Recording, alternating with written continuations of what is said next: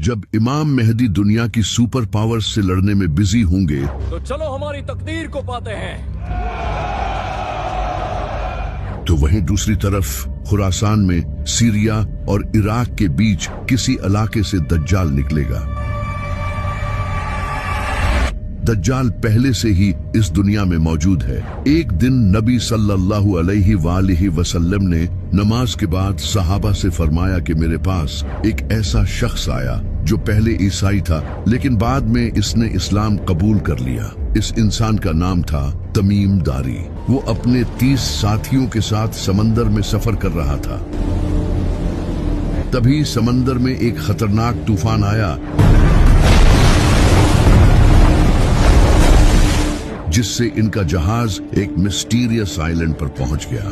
जब वो लोग वहां पहुंचे तो उन्होंने वहां एक बालों से भरे हुए जानवर को देखा जिसके आगे और पीछे के हिस्से का ही पता नहीं चल रहा था। तो उन्होंने उससे पूछा कि तुम क्या हो? तो उसने कहा मैं अल-जसासा हूँ। इसने उन लोगों को एक जगह जाने का कहा और बताया कि वहां एक इंसान तुम्हारा इंतजार कर रहा है। तो तमीम और इसके साथी वहां पहुंचे और उन्होंने एक बड़े इंसान को देखा जो कि जंजीरों में जकड़ा हुआ था। इसके हाथ पांव सब जंजीरों से बंधे हुए थे।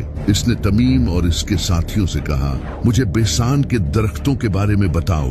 तो उन्होंने कहा वो फलों से भरे हुए हैं। तो इसने कहा वो बहुत जल्द फल देना छोड़ देंगे। फिर इसने कहा मुझे गलीली के समंदर के बारे में बताओ। तो उन्होंने कहा कि उसमें बहुत सारा पानी है। इस पर इसने कहा बहुत जल्द वो खुश्क हो जाएगा। फिर इसने कहा मुझे जुगर के चश्मे के बारे में बताओ। तो उन्होंने कहा कि वो तो पानी से भरा हुआ है। तो इसने कहा वो भी बहुत जल्द खुश्क हो जाएगा। फिर इसने कहा मुझे उस नबी के बारे में बताओ, उसने क्या किया है। तो उन लोगों ने इसे बताया कि वो मक्का से जाहिर होकर मदीना चला गया है। तो इसने पूछा क्या अरबियों ने इससे जंग की थी? तो उन्होंने कहा हाँ, लेकिन अगर वो उसे फॉलो करते तो ये उनके लिए बेहतर होता। इसके बाद उस इंसान ने इन्हें अपना नाम बताया और कहा मैं हूँ मसीह और बहुत जल्द मैं निकलूंगा और 40 दिनों में पूरी जमीन का सफर करूंगा। सिवाय मक्का और मदीना के वहां जाने की मुझे इजाजत नहीं दी जाएगी। इसके बाद नबी सल्लल्लाहु अलैहि वसल्लम ने सहाबा को बताया कि वो दज्जाल था, यानी कि दज्जाल पहले से इस दुनिया में मौजूद है लेकिन बस इसका ज़हूर होना बाकी है। लेकिन सबसे इंटरेस्टिंग बात यह है कि जब दज्जाल ने इन लोगों से पूछा था कि बैसान के दरख्त कैसे हैं, तो उन्होंने कहा कि वो फलों से भरे हुए हैं। तो दज्जाल ने कहा कि वो बहुत जल्द फल देना छोड़ देंगे।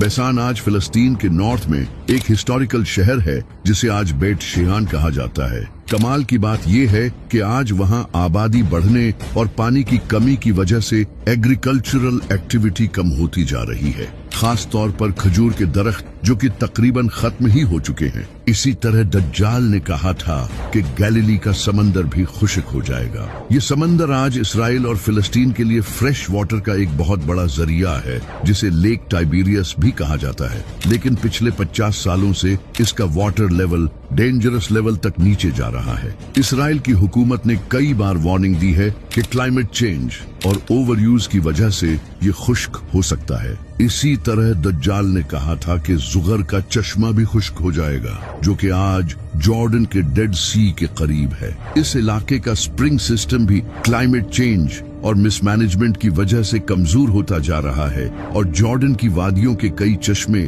पहले ही खुश्क हो चुके हैं और कई वीक हो चुके हैं। तो दज्जाल का आना बहुत करीब है और ये बात खुद ये यहूदी कहते हैं जो कि इसे अपना मसीहा मानते हैं। ये वीडियो देखो, इसमें ये जो इंसान आप देख रहे हो ये है रैबाए।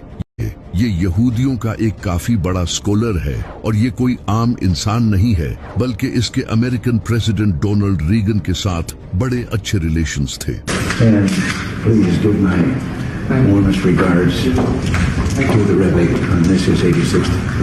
ये रैबाए यहाँ नेतन्याहू से बात कर रहा है और इसे कह रहा है कि मसीहा अभी तक नहीं आया है, इसकी आने की तैयारी करो।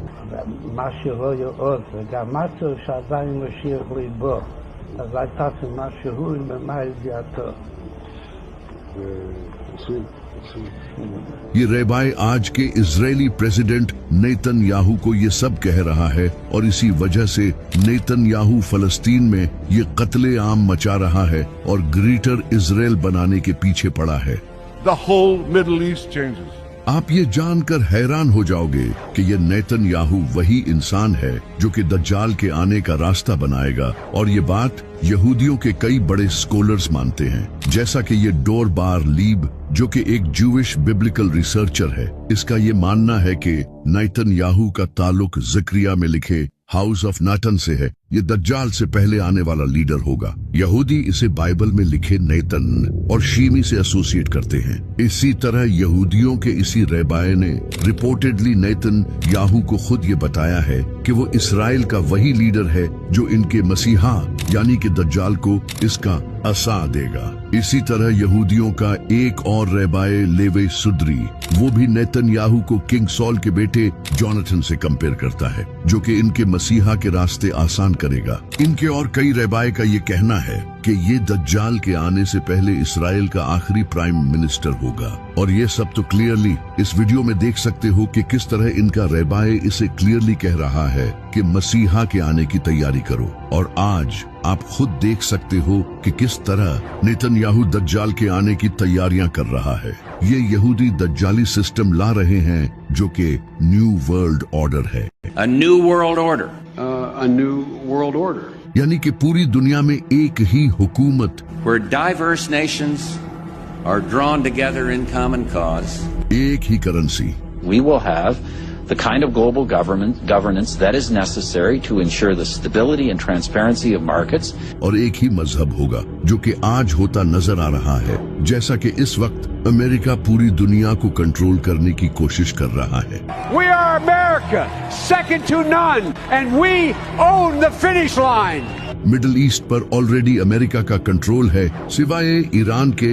यूरोप पूरा अमेरिका के साथ खड़ा है, जो कि आज आप यूनाइटेड नेशंस की शक्ल में देख सकते हो, जहां कई बड़े कंट्रीज एक ही ऑर्गेनाइजेशन के अंडर हैं। और इंटरनेशनल मॉनेटरी फंड को तो सबसे ज्यादा अमेरिका ही कंट्रोल करता है, यानी कि पूरी दुनिया में सिर्फ एक ही हुकूमत होगी, जो कि आज मोस्टली अमेरिका की ही है। The 21st century is going to be the American century. इसी तरह पूरी दुनिया में एक ही करेंसी होगी, जो कि आज के टाइम में डॉलर है। और हर कंट्री की आज ये मजबूरी है कि इसे डॉलर में ही ट्रेड करना होगा। बड़े से बड़े कंट्रीज जैसा कि रशिया और चाइना भी डॉलर के मोहताज हैं, और इस डॉलर को भी अमेरिका ही कंट्रोल करता है। अगर अमेरिका किसी कंट्री पर सैंक्शंस लगा दे तो एक झटके में उस कंट्री की कमर टूट जाएगी। We're making a fortune with tariffs, $2 billion a day. Do you believe it? I was told $2 billion a day. इस वजह से अमेरिका के खिलाफ कोई खड़ा नहीं होता।